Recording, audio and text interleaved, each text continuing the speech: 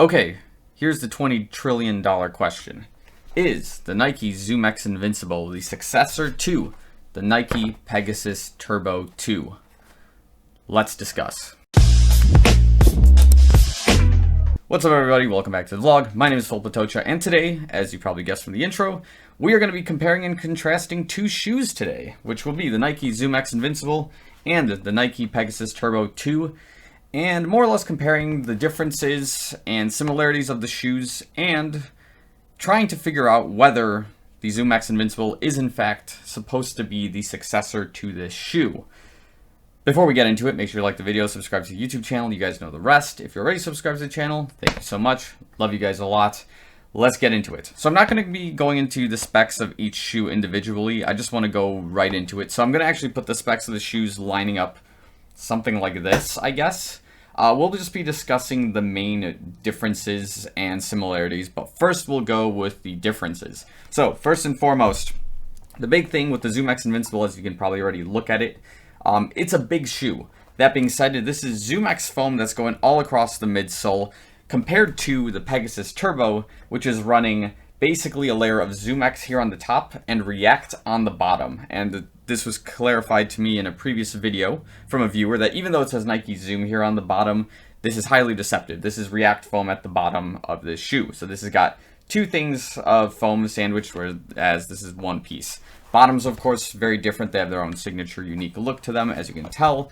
You can stare at them for like a quick second there if you want. Anything else of major differences? Well, let's go into the uppers then. So, of course, the Peg Turbo 2 is not running any sort of Flyknit. It's more or less a mesh upper, and the tongue of the shoe is pushed over to the anterior side of the shoe, as you can see. And the collar, of course, doesn't have a whole lot of material. It's very snug. And the Achilles heel, there isn't really much of one in the shoe, but on the sides there's just a smidgen of plush just to lock in your foot and give you that kind of locked-in feel here. The difference here with the ZoomX Invincible is that it's basically a different rendition of Flyknit. I consider it the 2020-2021 Flyknit. And it's basically a thicker coat of it, much wider build from the looks of it. There's a lot more plush here in the shoe collar. The Achilles heel definitely has a lot more plush to go along with it to give you a more comfortable lock. And the tongue is more or less just straight across the shoe rather than being pushed over to the side. And what else? I mean, the shoe does have its own unique lock to it because of how much plush there is, but of course it's not nearly as snug as I would say the Peg Turbo 2, which is very minimalist and kind of runs in that sort of direction. Any other major differences? I think that's where we'll stop with the differences for now. Actually, no. Let's definitely go over one of the general specs here, of course, the stack heights of the shoes. So, the stack height of the Nike ZoomX Invincible is an offset of 9mm, where in the heel there is about 37mm of ZoomX, and in the forefoot there's about 28, and that's where your offset of 9mm. In the Pegasus Turbo 2, we have an offset about 10mm, where in the heel it's about 28mm, and in the forefoot it's about 18. That being said, the shoes have a very similar feel in that sense, despite being a millimeter off. If you're extremely sensitive to that, then that's awesome, but I don't really feel a difference in the stack height in that sense. There is definitely a difference in terms of ride, where the Pegasus Turbo 2 has a little bit less foam and has a more reactive kind of mid-road running kind of shoe feel, whereas the ZoomX Invincible has a lot of foam and it creates a lot of instability in the shoe, but in a way makes it almost comfortable and doesn't feel like you're really taking a huge impact on the road. That's just the hot take comparing specifically these two shoes. Now let's talk about similarities. I think there's one major similarity with the shoes. Again, just my take on the way these shoes run. They're both kind of unstable to run in, and here's why. Definitely in the ZoomX Invincible, it's because of how much ZoomX foam is in this shoe. Whenever you hit the ground, the ZoomX is really not so much reactive, but it's very springy in a way. So when you do hit the ground in this ZoomX, your ankle does have a little bit of what I would say, it could lose a little bit of its stability when you hit the ground, and you can roll the ankle a little bit, and the ZoomX will kind of be forgiving in that sense, where it won't totally, sprain your ankle if you land the wrong way, but it is something to be cautious of on that front. That being said, also in the toe box, It runs a little bit wider than usual, and you can usually tell if it's running too wide if you're jogging at a really slow pace and you see your feet slowly cave in while you're running. That's a good sign that maybe the shoe is getting a little bit wide for you, and maybe it's worth potentially stepping down a size or wearing a thicker sock to accommodate you during your run. During the summer, I would probably not want to wear a thick sock with this just because there's so much flying it on top here that it's just it's going to be a sweaty, woolly mess overall. So in terms of the Pegasus Turbo 2's instability, it has a little bit of forgiveness. There is still a layer of ZoomX here on the top, as you can see, but the React on the bottom does kind of save it just a smidgen.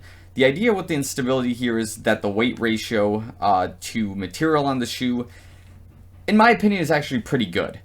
It could be a little bit better. So in this particular case, if the shoe is just a little bit heavier, which again, it doesn't really matter too much, I think there'd be a little bit of more stability where the foot might not roll outwards when you're running really fast in it. At least that's just been my experience with this particular shoe. But another thing, of course, as I mentioned with the ZoomX Invincible, is that the toe box does sometimes run a smidgen wide in the Peg Turbo 2.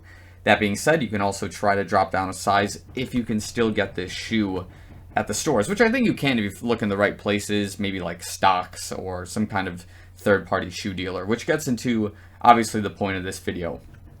Is this the predecessor to the ZoomX Invincible, or, you know, is the ZoomX Invincible the successor to the Pegasus Turbo 2? Let's put it this way. I originally made a few videos saying that this is probably the successor to that shoe, but not for the ways you think it is. Like, it is the successor in terms of an everyday / speed trainer, which the Pegasus Turbo 2 was definitely for me, but it's not the successor in terms of being the next generation of Pegasus Turbo 2.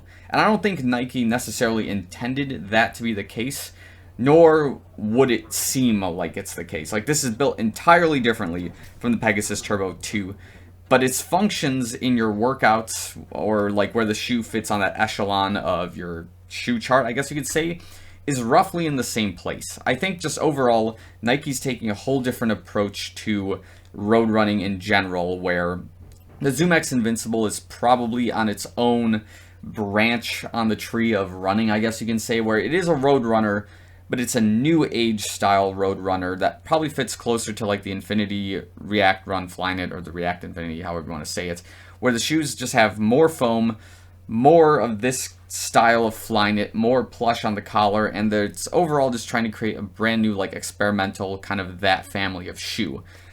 That being said, I think a lot of people are a huge fan of the Pegasus Turbo 2. I know I am. I'm conserving miles on this shoe. I don't want to run too often in it while I've got this toy to play with. But the idea here is, with the Pegasus Turbo 2, it would be really sick if Nike does come out with a Pegasus Turbo 3.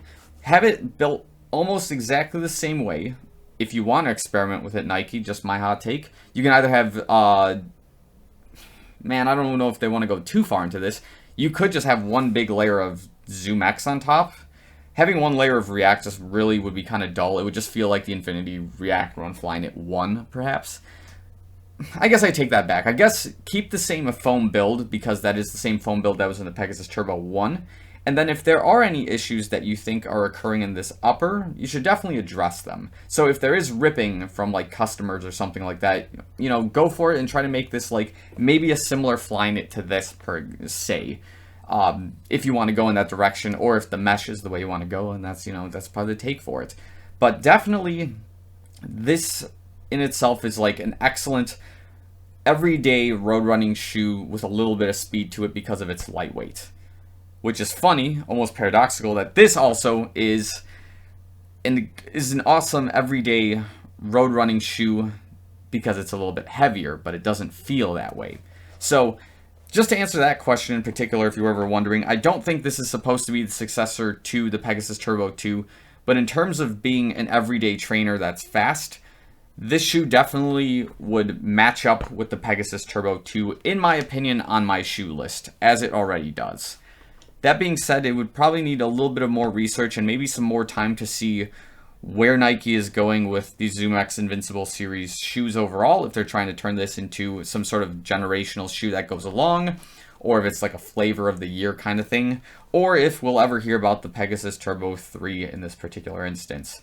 I think we'll stop here. If you have any other questions about the shoes, definitely address them in the comments below. But thanks again for watching this video. Give me your thoughts on both of these shoes as you have them. If you have them both, if you agree with my assessment, if you think there's something missing that is worth addressing, definitely let me know, of course. And yeah, I think that's where we're going to leave this off. Thanks so much for watching this video. I'll see you guys real soon.